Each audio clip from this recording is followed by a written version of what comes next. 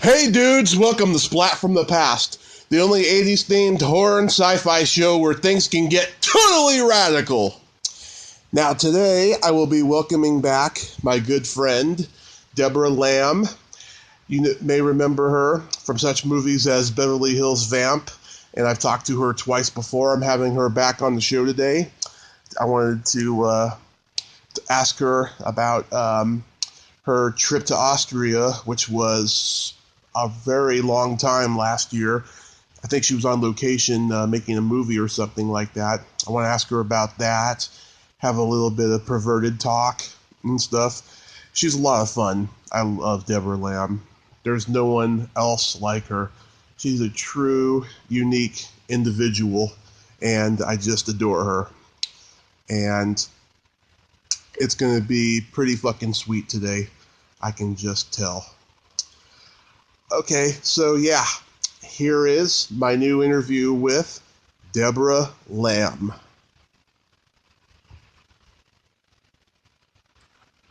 Hello. Debra. Tommy. How you doing, hun? Oh, I'm doing great. How are you? I'm pretty good. Fine, dark, cold morning. Yeah. Oh my God, I can't believe how cold it is. Is it raining over where you are too? Yeah. Yep, it's been raining. It Cats sucks. and dogs. Yeah, it sucks. How was your holiday season? Very nice, thank you. I had a lot going on. It was actually a lot more eventful and exciting than most of my holidays are pretty low key. This one was full of parties and people in from out of town and dressing up and dinners and all sorts of excitement. So I had a grand old time. Yeah, What about you? my Thanksgiving and Christmas was kind of lonely. My mom had to work. She came to see me the week or so before Christmas, and we got to spend some time, but it was very lonely for the most part. But poor baby. It's okay, though. On Halloween, I got laid. Well, there you go. So it's a win-win. Hell yes. Hey, everybody, Tommy got laid. Yay, let's do a party. I'm a good neighbor. Oh, was it a neighbor lady? Yes, it was. And it was pretty funny because she came to the door the week before because I guess she met my mom one day, and she had a bouquet of flowers that she wanted to give to her, which at first I thought was kind of weird. And then she came back on Halloween, and then that's how it happened. Oh. It's so funny. I just saw a film with some friends called The Details, and I had never heard of it. Mm-hmm. And it's starring Elizabeth Banks and, frickin' frack. What's the guy? What's Spider-Man's name? The kid. The original one. Tobey Maguire? Yeah. Oh, wait. I think so. Let me double check. But Okay. IMDb, here I come.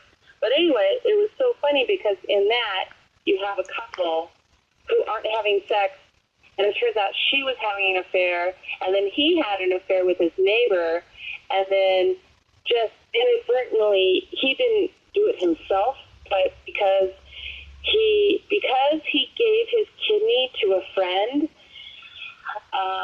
to save his life, the friend knew that he knocked up his neighbor, and his neighbor is like crazy, wacky lady played by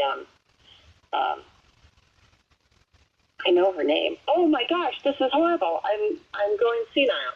I'll look it up. But anyway, Laura Lindley. That's it, Laura Lindley. And he was so good in this.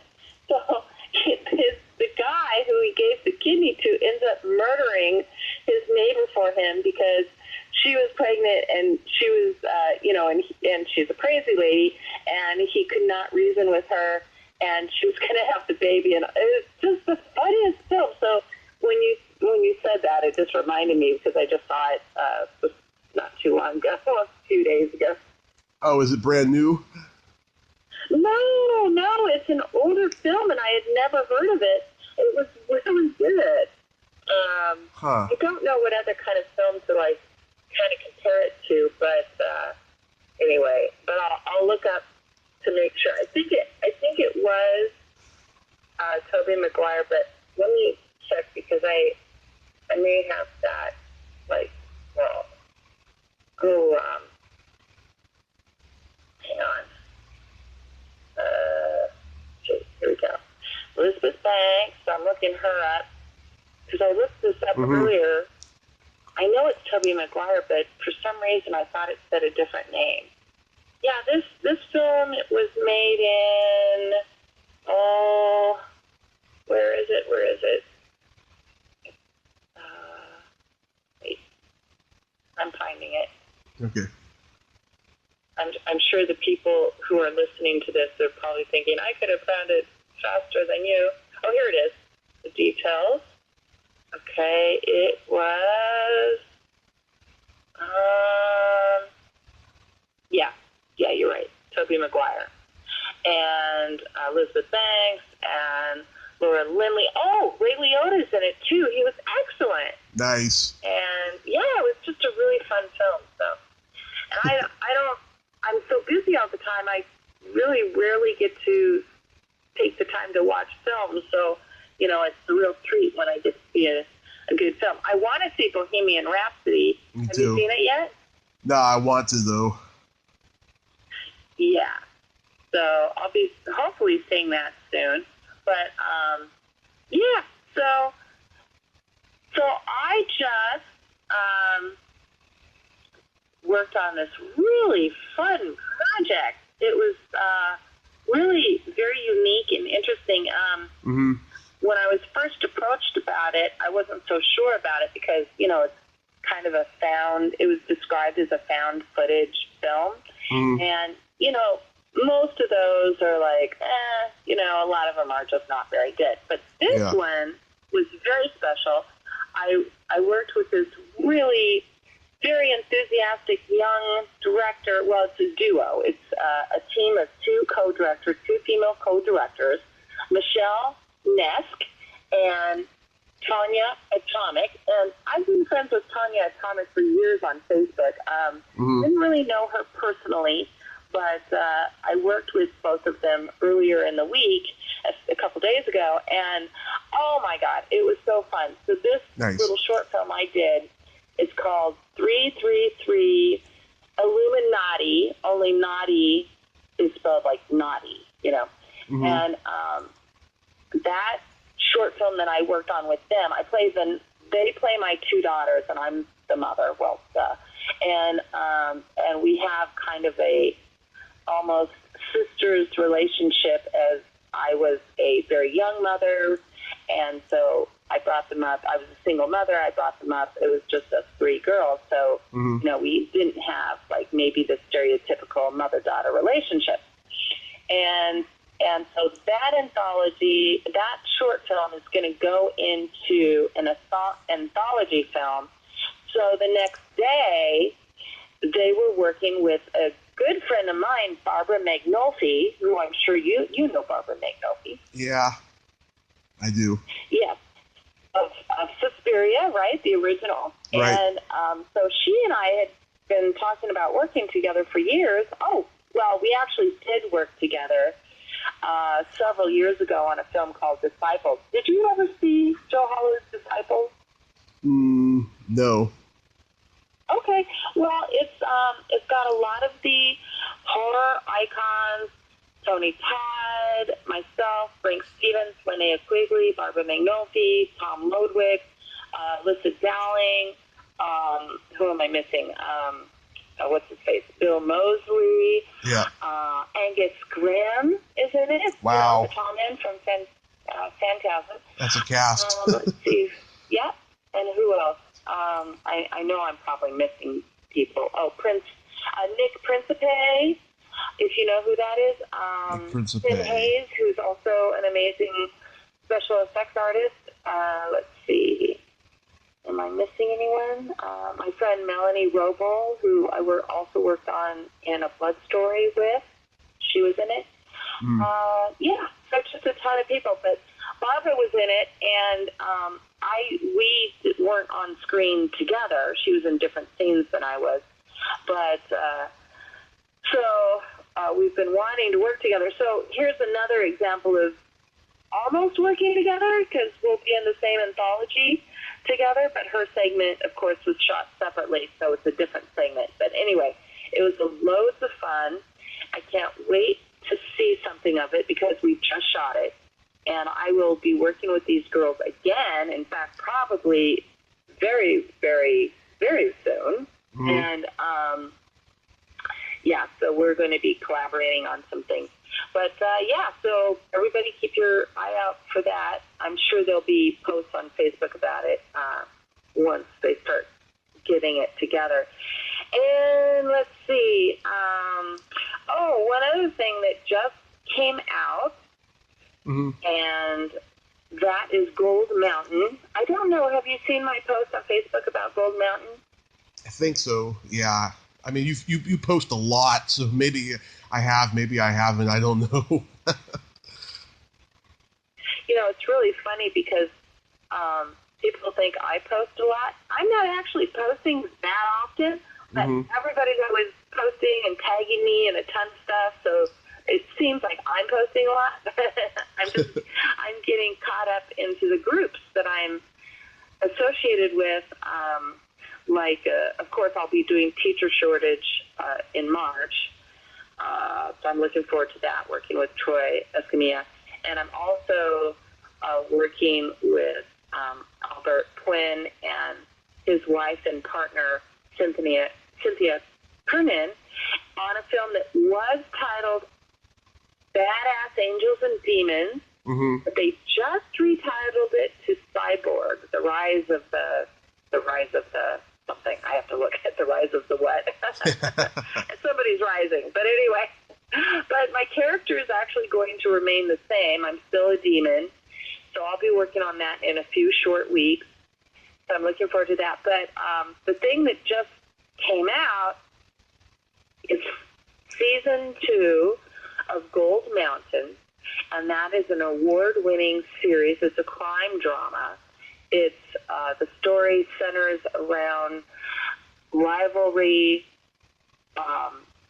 the Chinese crime families, and also a Russian crime family, and then the police force and detectives that are working on these murders.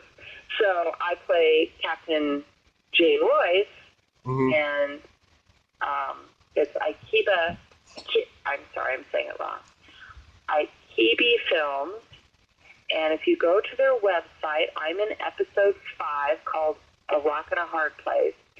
And if I remember correctly, the spelling is IKEI, B as in boy, I, films.com.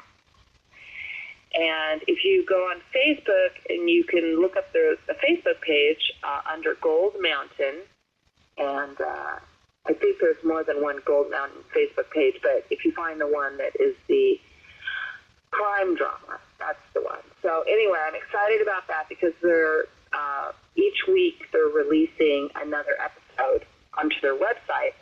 So my episode, which is episode 5, is out there. You can watch it. So it's on Vimeo.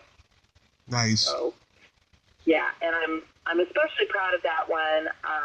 The people involved, the director, producers, the actors, the cinematographer. I mean, everybody involved are just amazing. And the sound, our sound guy, Buddy Salesman, I have to put a shout out to him because everyone has to do ADR for all the lines. Everybody's dialogue is being done ADR, which means we have to go into the booth and say our dialogue in the booth, in the sound booth. So and Buddy again, his name is Buddy Feldman. He is an amazing sound mixer, so the sound is just great. But, yeah, so I'm especially proud of that one. I have some exciting projects coming up. A couple of them I can't talk about yet. But yeah, it's turning out to be a really, really exciting year so far. And the year's we're still in January. So, yeah. And I have some other films I'm involved with. Director Colton Reed Dietz, I'm involved with a film of his that I don't know when it'll be filming exactly, but he's working on getting the funding. So, yeah, but just a lot of fun projects. Oh, that's great. Really exciting. Yeah, you're mixing up all the genres, not just horror, you know? Yeah, in fact, thank you for pointing that out. Yes, I'm working with Todd Ernest Braley on a film called Paradise Road, which is a family film. I would equate it. I like to say that it's a mix between. It was the idea of it was spawned by American Graffiti, because one of I think it's the last line of the film is. Where are we going to go or where are we going to drive? I don't know what the line is exactly. Right. But the last line said by Paul Lamont is Paradise Road.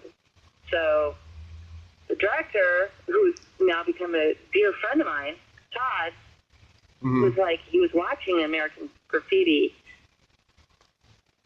watching it with his wife, Angie, and he turned to her when the film ended and said, that's it. That's my next film, Paradise Road. So he contacted me because he knew that, I'm, really very diverse in the work that I do. A lot of people think that I mostly do horror, which is, I've done my share of horror films, but I actually really have a very varied career as far as genres. So he knew that I'd been looking for a good family film to do. So he contacted me and asked me what thought of it, and I was all on board. So my friend, who's an actor and producer, Scott and Glotty, I suggested, hey, let's get Scott in on this because he would be a fantastic addition to the cast, and Todd was all over that. So Scott and I made a little road trip to Grand Rapids, Colorado during Thanksgiving, and we went there to shoot a teaser trailer, promote it and get investors. And the chemistry of all the actors involved, because all the other actors were local actors, and just everything that fell into place very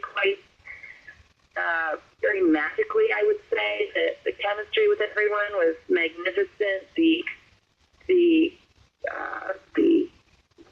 talent that we were surrounded with. Some of these actors were actually new to acting. Some of them were, have had many, many years of experience. A couple of the ladies had done a lot of theater, but there were a handful of the actors who were somewhat new to acting, and a couple of them brand new, and they were fantastic. They were really fantastic. They all were just so perfect for the roles that they were in, the characters they were playing, and it was really wonderful just having that. It was a fantastic experience. It was something really special. So then, because of what Scott and Glotty and I can and have already brought to the table as far as the production, Scott brought us on board as producers. So we're producing along with Todd, and we have a surprise star who we're in the works with, speaking to, with bringing him on board. He definitely wants to do it. We're just working out the details. So we're doing that. There's another couple of main actors, A-list actors, one A-list actress who I particularly want to be involved in I'm just waiting for the completed script so I can say, hey, I want you in this. So I can't say who it is right now, but everyone would know. Everyone knows the lady. She's fantastic. So that's really exciting. And it's funny because, I was in Vienna for over 4 months, right, this year? Yeah, that's what I wanted to ask about. You were in Austria for like, oh my God, almost half a year and stuff. Almost. Yeah. Yes. I went out to Vienna, Austria to stay with my good friend Michael Haberfelder. We've been friends for years. We're writing partners. We've written a couple scripts together. He's wonderful. He also has a great website called Search My Trash, which has thousands and thousands of interviews and film reviews on it. And, he's just the sweetest person you'd ever meet. He's just we're BFFs. He's my best friend forever. And we ran around Vienna doing all sorts of fun things. I was in Vienna for a month, I flew out July 1st, and I was there at the beginning of August. Then I went stay with some friends in London for 3 weeks, and I did a short film while I was out there, and got to know some some people who've become really good friends. Stuart Morris and Jen Morris and Jason Reed. Stuart and Jason Stuart's the producer and Jason's the director-producer, and Jen is also she's the co-founder of the Misty Moon Film Society and Misty Moon Events and, what do they call it, Events and something. Mm-hmm. And so while I was in London, I met with Stuart and Jen and became involved in the Misty Moon Film Festival. And then I went back to Vienna again, but then I was going back and forth between Vienna and London to do a couple things, and Michael Haberfelder was also a part of these things I was doing in London. So Michael Haberfelder, he writes scripts, and I've worked with him, like I said, but he's written many, many scripts. So I've worked with him on a couple of films, such as There's No Such Thing as Zombies, and It's So Good to Die For, which were awesome, which I worked with Larry on in London a couple of times. Mm-hmm. And working with, I have to mention, director Eddie Demiki. He's an excellent director, and I'll be working with him again, and Michael, of course, on the sequel to There's No Such Thing as Zombies. Nice. And so I was in London. There was a party for Lynn Lowry for a film that she did it, called Ready for My Close-Up, which Michael Haberfelder wrote.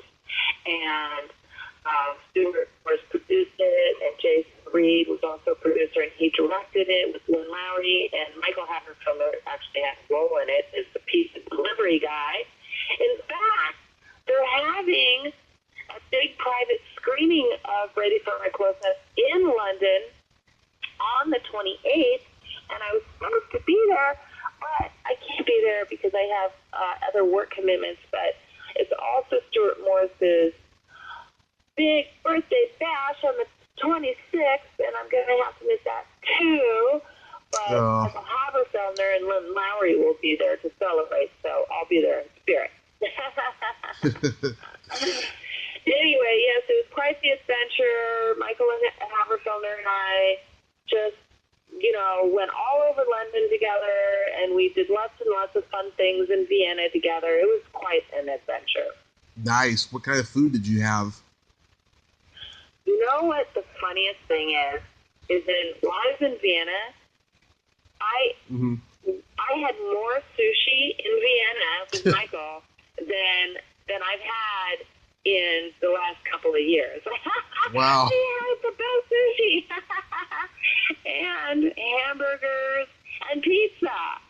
So I was eating sushi. Well, I went off my vegan thing while I was in Europe. It was very difficult to remain vegan in Europe, but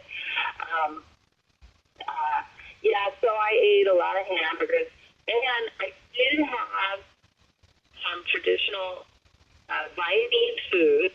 Oh, and I have been every Sunday, on the Sundays that we weren't, tied up with something else. But every Sunday, it's tradition that Michael goes over to his parents' house, and this took me, literally took me weeks to learn how to say this. It starts with an Gumpel Skirken. You try to say it. Skirken. Oh, I'm not saying it right. Gumpel Skirken. Gumpel Skirken. There, I said it. Anyway, his mother is a fabulous, fabulous cook, and she made the best Viennese dishes. And we did go to some traditional Viennese places. And I got to do something that actually really is something I can check off of my bucket list, which is to celebrate Oktoberfest. And even though it wasn't in Germany, it was in Vienna, which is, to me, just as good. Because then I got to go with my friend Michael. So that was fun. And we had lots of beer and lots of shots and lots of dishes, and it was just really a lot of fun. Nice. Oh, that's beautiful. Yeah. Yeah, so I finally came back to LA. It was November 7th. Mm-hmm. And my friend, Dustin Ferguson, who is also very good friends with my other good friend, Donnelly Heising, who I've worked with. Mm-hmm. Oh, and I've worked with Dustin. His, I think it's called Tales of the Campfire.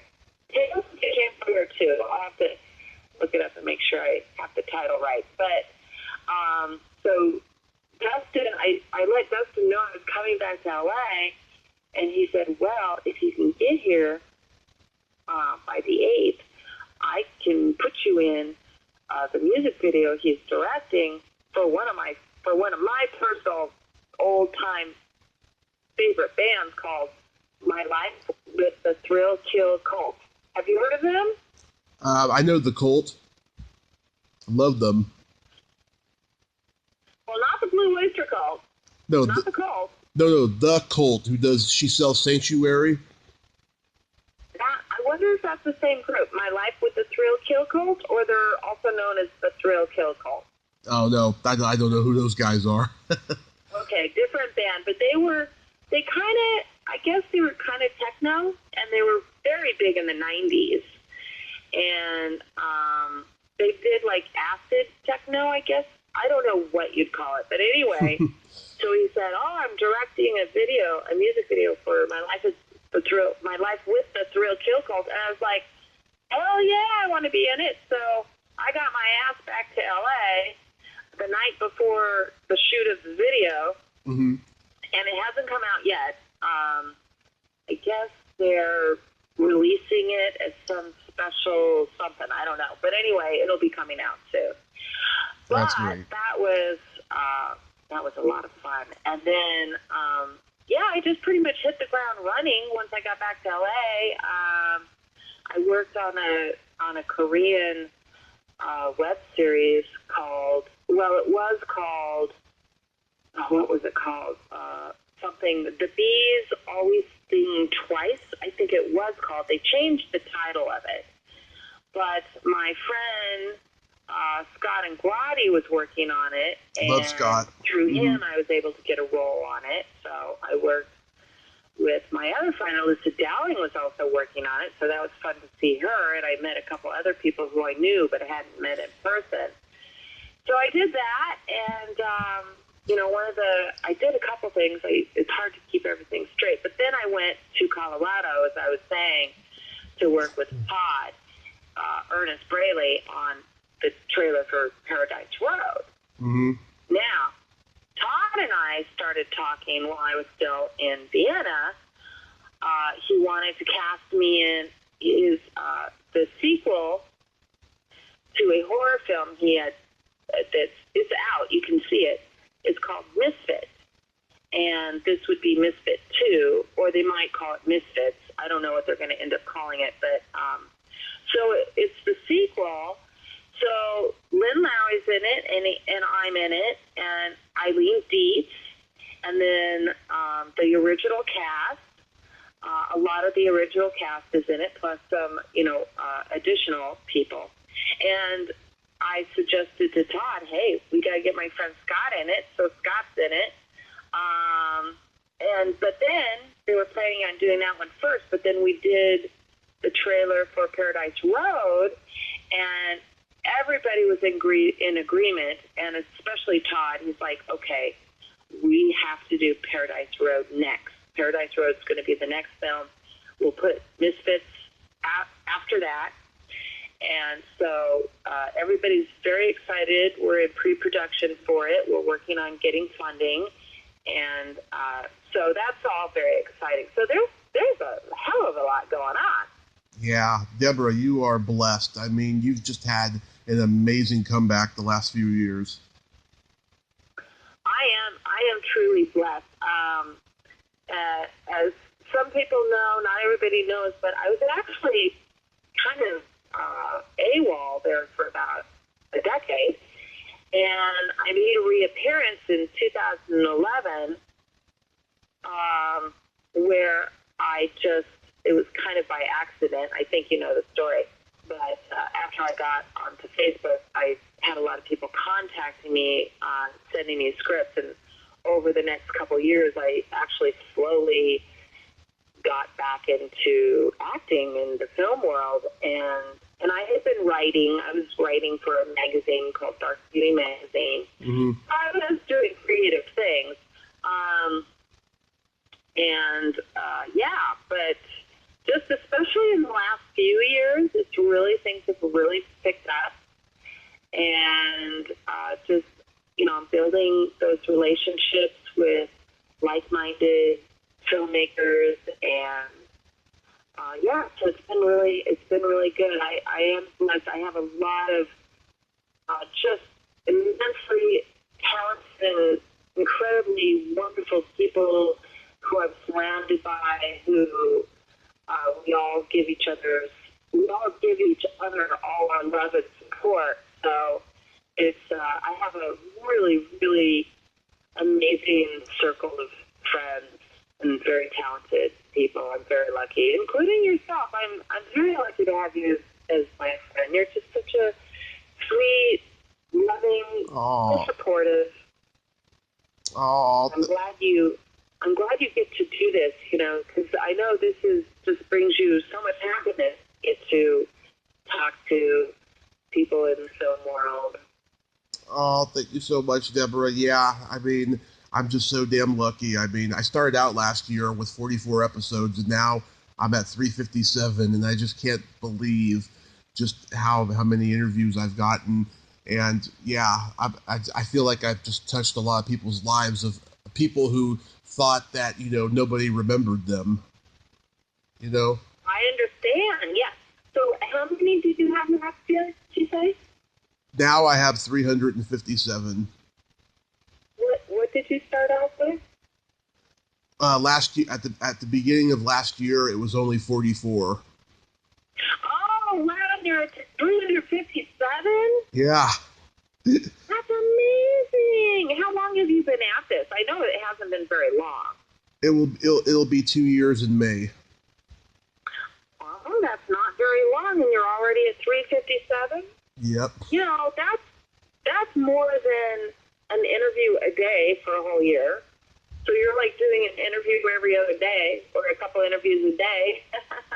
Yeah, it depends on the time of year, too, because the holidays are hard, and the summers can be, too. And right now, it's a little slow, but then I think in a month or so, it'll start getting crazy again. Fantastic. Who, besides myself, of course, has been your favorite interviewee? Who's been your dream to get to interview?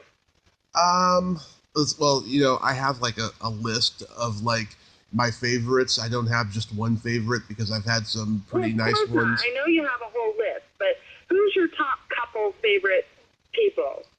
Don't worry, it won't hurt people's feelings. Well, you're on that list. Woo! I made the list.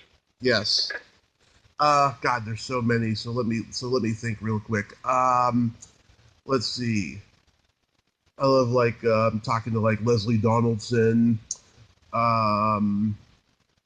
Jennifer Runyon, Carrie Remsen, Elaine Wilkes, Catherine Mary Stewart. I just talked to her again. I talked to her for the 4th time the other day, and stuff. Yeah, I tend to gravitate towards the women who are not easily offended, because they love my sense of humor. Yeah, so I love those ones, and of course Diane Franklin. I mean, she's the gold. I love her. Very cool. Yeah, and there's been a few that I talk to them and I go, why did they even let me interview them? They're just coming off as so bitter and so negative during the interview, But we don't have to name those people. You get some of those? Oh yeah. Oh my God. You would not believe there's been a couple of those. Yeah, people who don't even do podcast interviews. I mean, they were happy I reached out to them, but then once I started asking them questions, they got really bitter and negative, and it's like, oh my God, I can't believe it. Oh, well, I can imagine that those were not very lengthy interviews.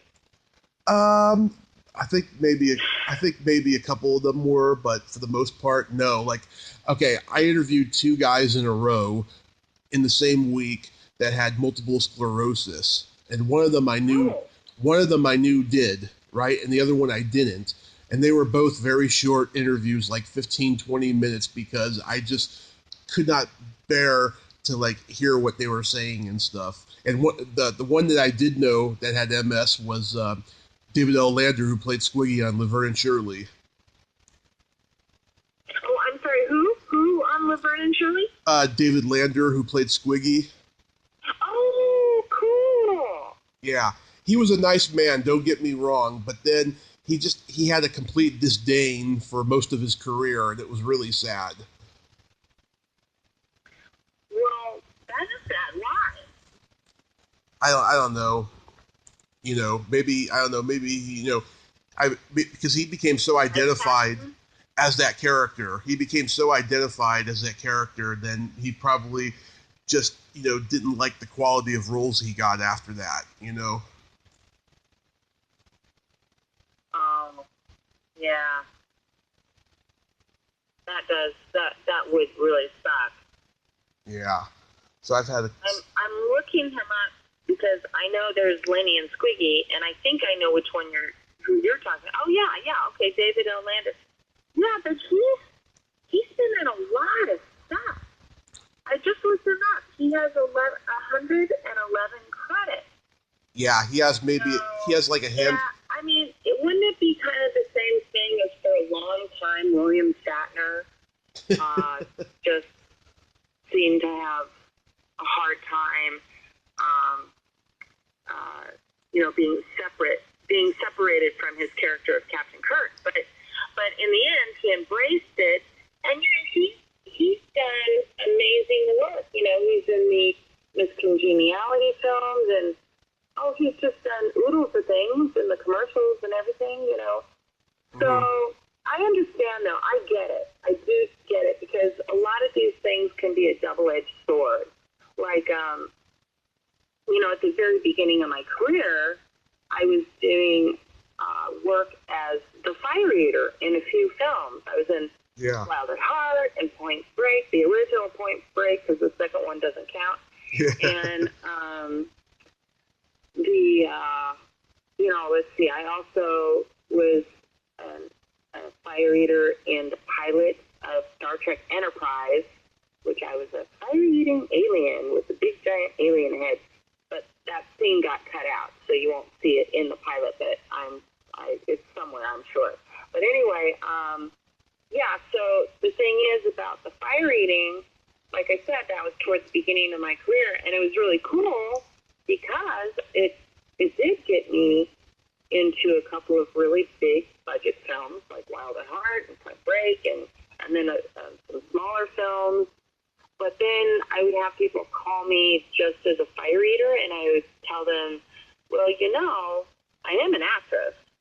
So I had to put my foot down as I had to turn down a lot of roles. Not a lot, but, people that would call me for fire eating, and I would tell them, well, look, it's not that I don't want to do any fire eating, but if I'm going to do fire eating in your film, it has to be linked to a regular supporting, at least a substantial supporting role. Right. So, after that, I did get a couple roles where, I'm in it as a normal actress. I have a regular part, but then I'm fire eating also. So that was okay. And then as time went on, I just left the fire eating behind me for the most part because, then I was just getting regular supporting roles, and fire eating had nothing to do with the parts I was playing. So, and then even today, I can still do it, but I would not do it unless it was a very special project, because it's dangerous. It's dangerous, and that I would use Roncinol lighter fluid, and that's caustic. It's toxic and carcinogenic. So it would have to be something really special that paid really well for me to do that again. Yeah, I'm working on something for me, you, and Raina to do. I got this idea that's pretty damn funny. It's kind of it kind of looks at the Me Too movement from the outsider point of view of here's logic kind of thing.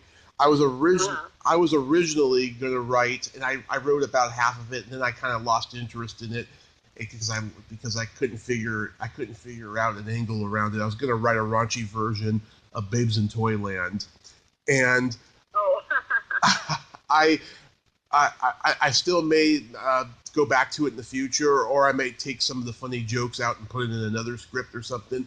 But this idea I came up with is just so damn funny and so wrong. Oh my God, it's a short film, and I have a friend who makes short films. He had a short film that was in the Sacramento Film Festival and it won first place, and he showed it to me, and I was like, this is just beautifully shot.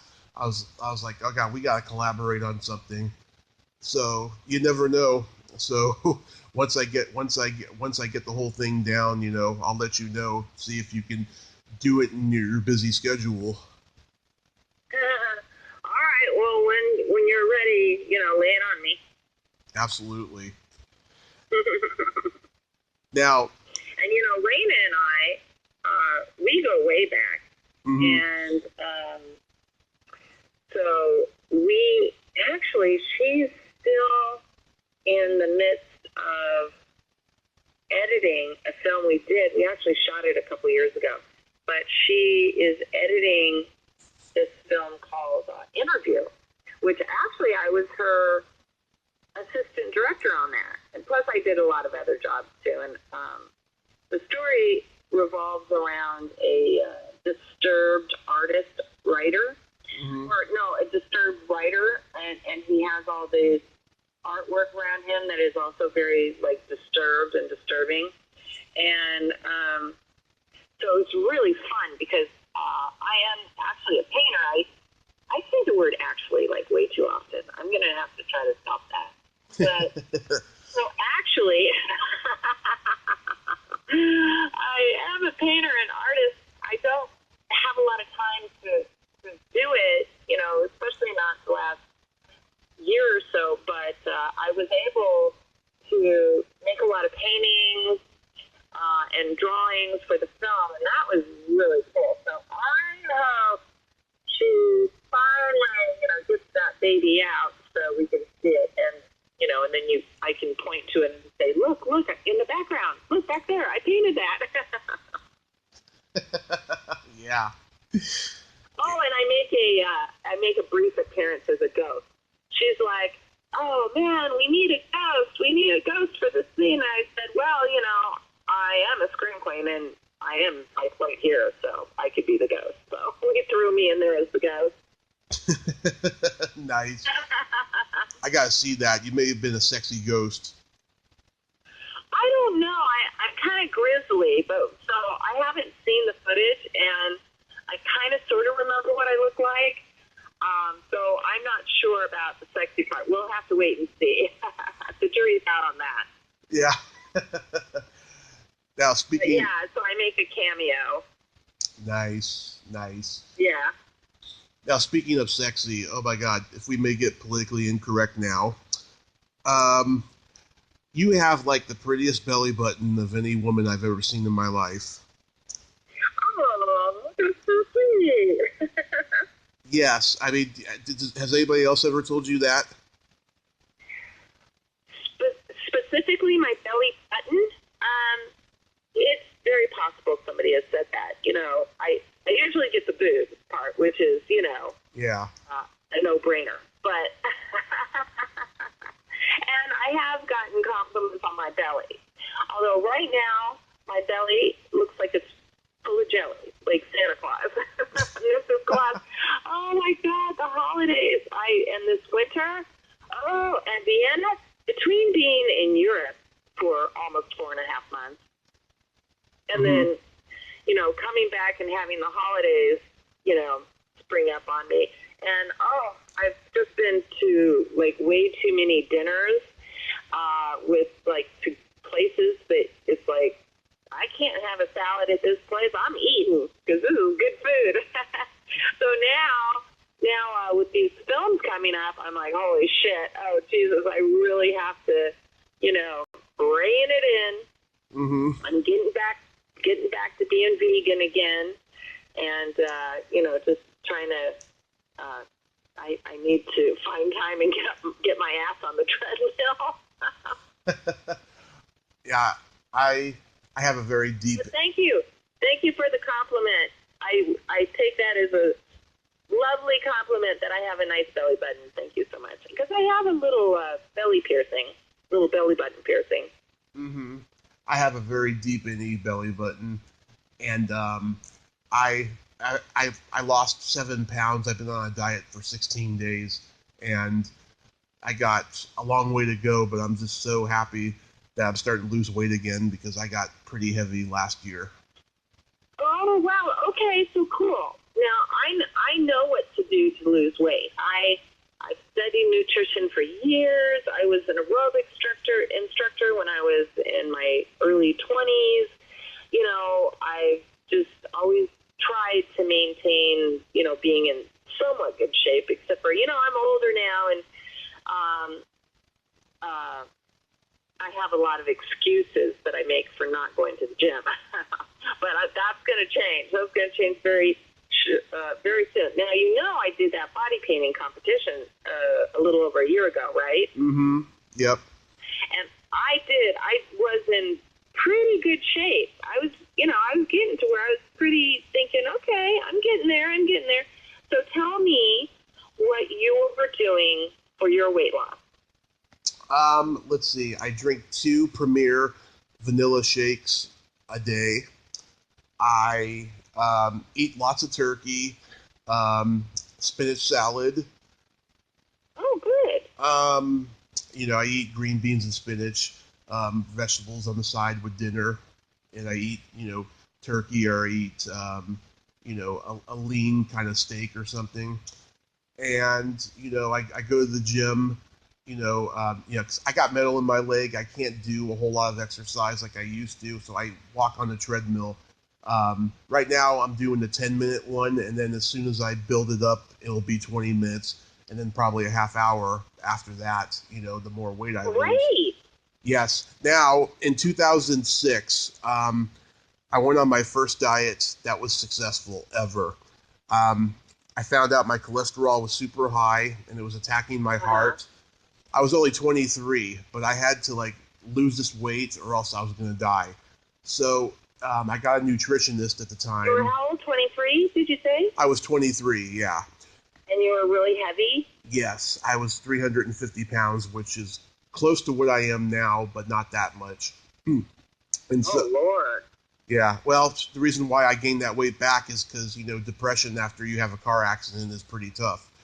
But Yeah, okay. but when you have but when the so what I did was I had a nutritionist, and she put me on a 1900 calorie a day diet. And Okay. yeah, so I ate a lot of greens and drank lots of water, and like I walked every day.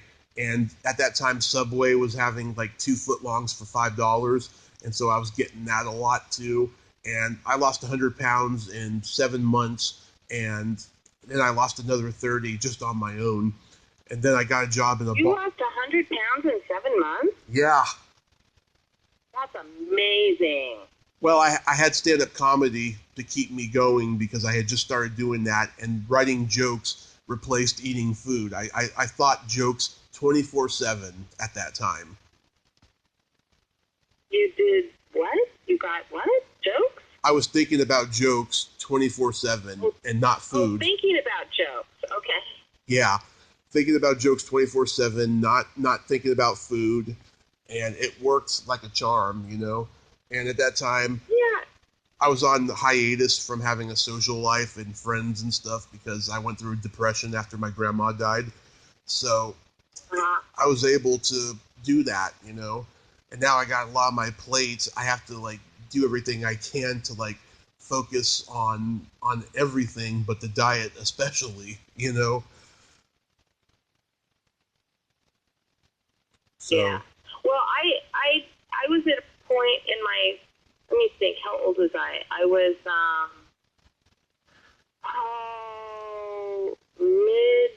mid 30s or something. I don't know exactly how old I was, but there was a period of time I was married to pretty much a psycho. yeah. And no, he was just not. It was a very unhealthy relationship, let's just put it that way. And I was extremely depressed. And my diet was horrible while I was with him. Or at one point, well, there was a point in time where it was really bad. And I gained an enormous amount of weight. Now, I'm 5'4", so I'm not a big, I'm not tall or anything. I'm kind of petite. And I got up to 100 and almost, I think it was 165 or just under 165 pounds. And on me, I was miserable. I looked I was just felt like I was just the fattest thing on the planet. Well, at one point I finally got sick of it, which is where I'm at right now. I'm nowhere that weight. I'm nowhere that weight. I only have probably about 15 pounds to lose right now, or I'd like to. I say that, and people look at me and tell me I'm crazy. They think I'm crazy. They're like, what? But I did. I just really, really put a clamp on it, and I lost. But it took me, you lost 100 pounds in 7 months. Mm-hmm. I lost about 45. It was either 42 or 45 pounds. I think it was 45 pounds in 7 months. So I lost less than half the weight you lost in 7 years. No, what am I saying? Oh my God, I'm going brain dead. In 7 months, I lost less than half the weight you did in 7 months. But of course, when you're so heavy like that and you have that much to lose, it comes off a lot faster and easier. But still, it's all relative. It's amazing what you did.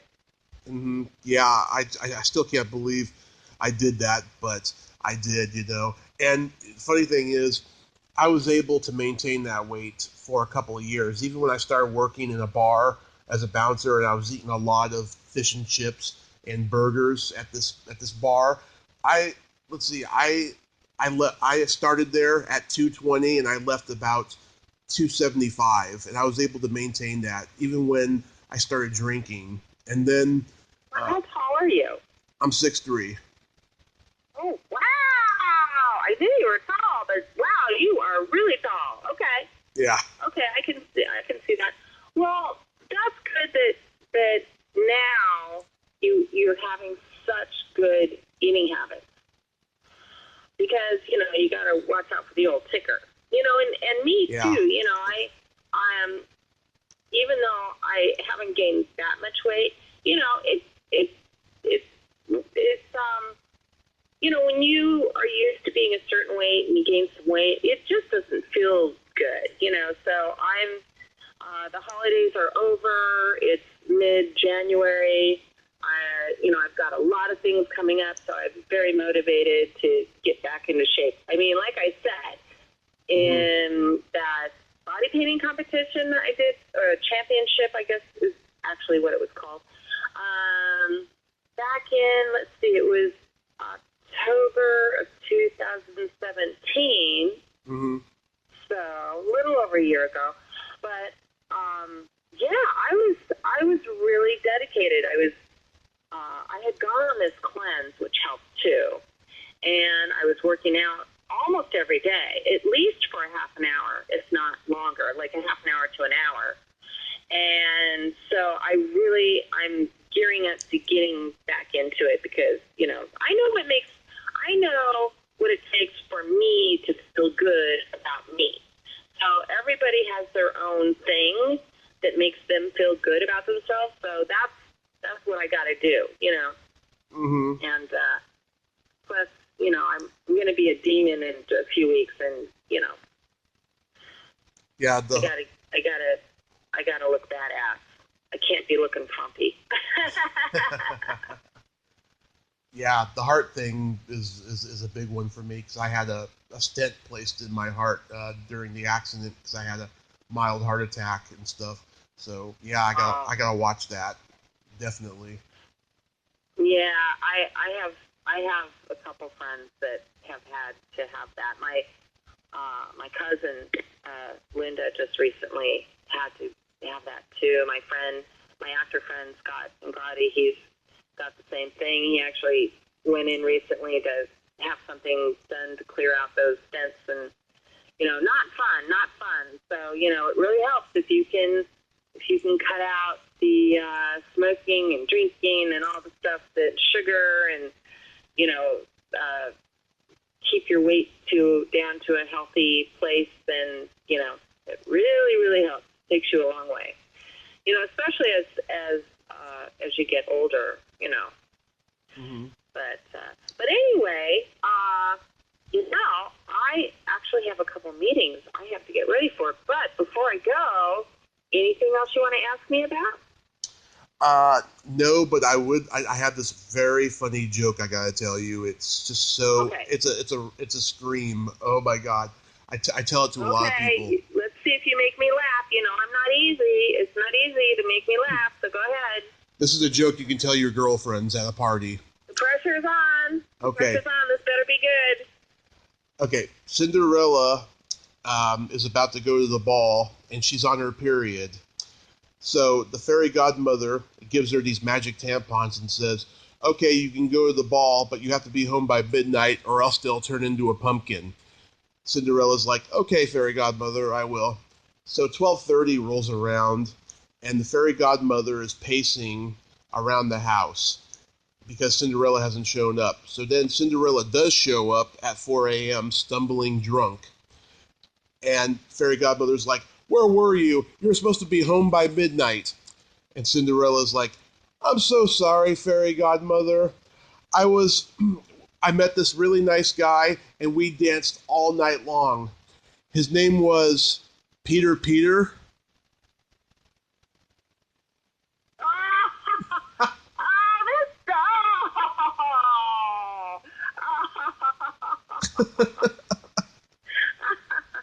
See, that was nasty, but that did make me laugh.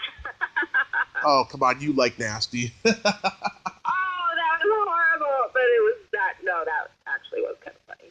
Yeah, see, I said actually again. Oh my God. You could tell that what people should start doing, because I do way overuse the word actually. I know I do. So, so people it should be a drinking game. Oh, did you ever see this show called How I Met Your Mother? With Neil Patrick Harris, yeah. Yes.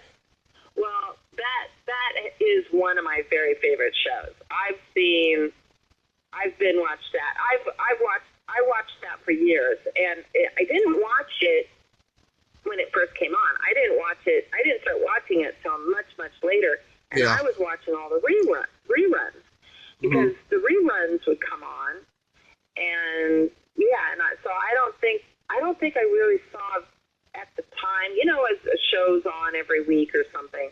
I wouldn't catch it when it would be like a new show, but I was watching all the reruns as they would come on, and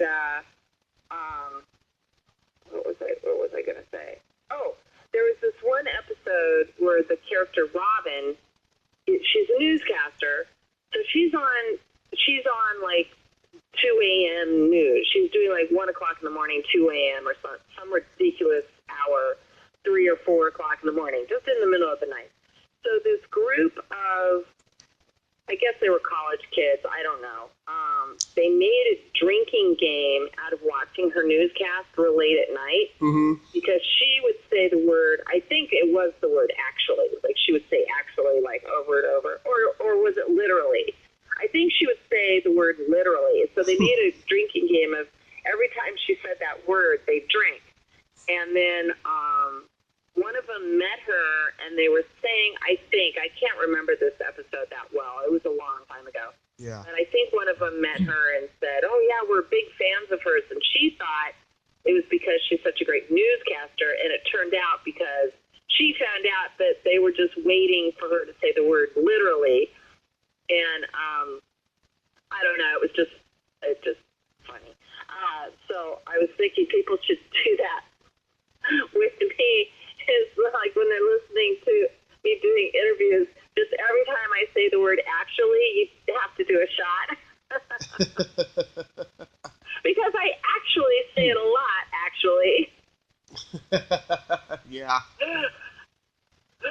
Like Jerry Lewis in The Nutty Professor, he always says, actually. Well,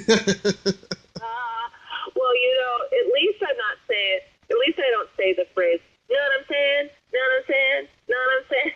Yeah, like Robert De Niro. Know what I'm saying? You know what I'm saying? Well, I'm thinking, you saw We're the Millers or Meet the Millers, whatever it's called? Meet the Millers. We're the Millers, or is it Meet the Millers? With Jennifer Aniston. Oh, Mr. and Mrs. Miller. No, right? It's not called that. I don't know. Well, I'll look it up. Anyway, there's a character in it who's this young punk kid, and he thinks he's a little scrawny white kid, and he thinks he's gangster. So he's always saying, "No, I'm saying, no, I'm saying." So the guy, I know who the actor is. I can't think of his name right now. So he's saying, "No, actually, I speak English. I do understand what you're saying."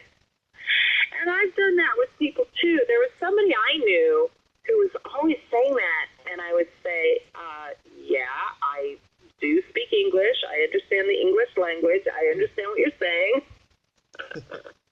Anyway. Well, listen. We got to wrap this up. So yes. What kind of a note should we go out on? Oh, I wanted to ask you really quickly. Are you going to be in town second week in April?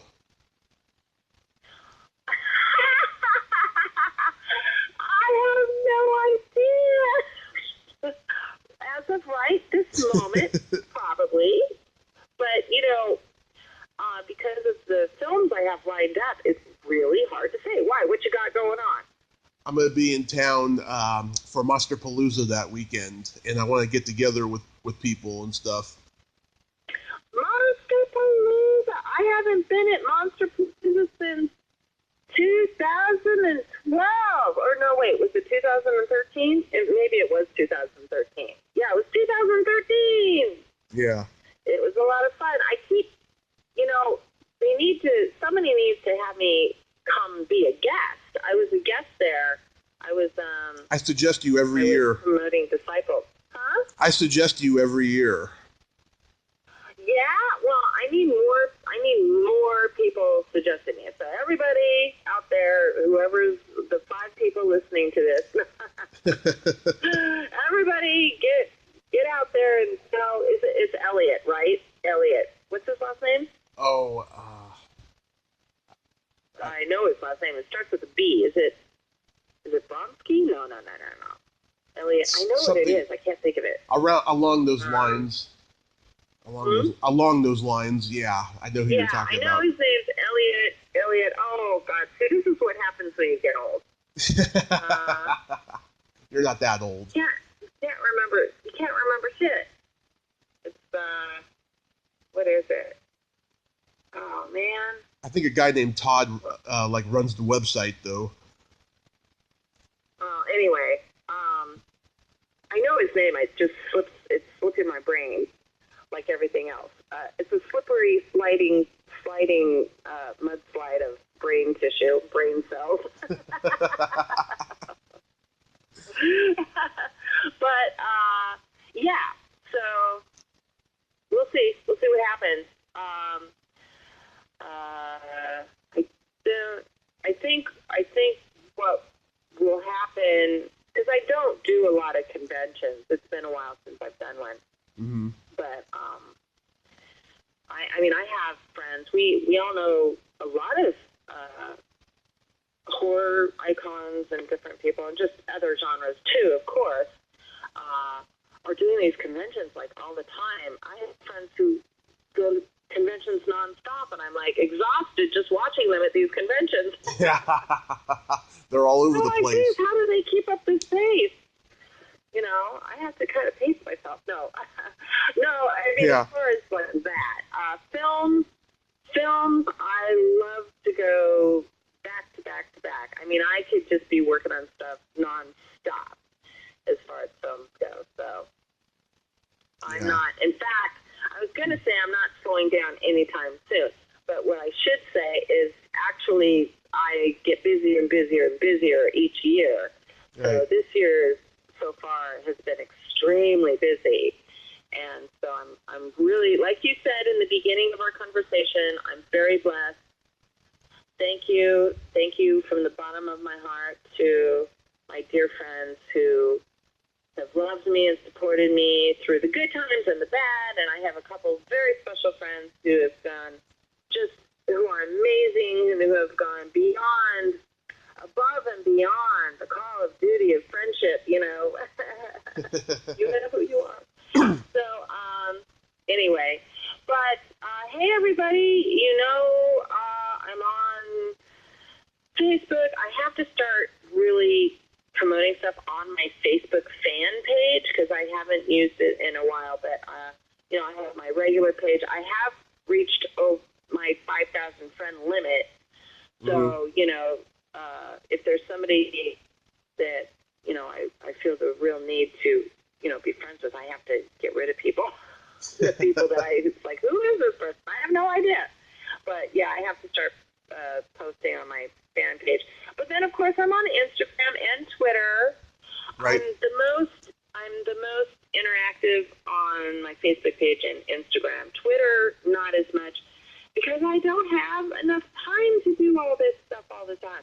But Twitter and Instagram, I'm at the Debra Lamb, and of course I have my website, thedebralamb.com. So thank you so much, Tommy. Oh, Debra, you are a national treasure, and I love and appreciate you so much. And Aww. And I'm glad that I can be a good friend to you because it's funny. I've never been good at friendship, and it's not for lack of trying. It's because I'm loyal to people, and they're never loyal to me back. But I thank you so much for the loyalty. Well, you know, the feeling is mutual. Yes. And you have yourself a great day, and I'll talk to you again soon. I'm having some internet issues, so I don't know when this will be up, but of course, you know I'll tag you in it. Okay. Sounds good. Keep me posted. Okay. All right. Love you, dear.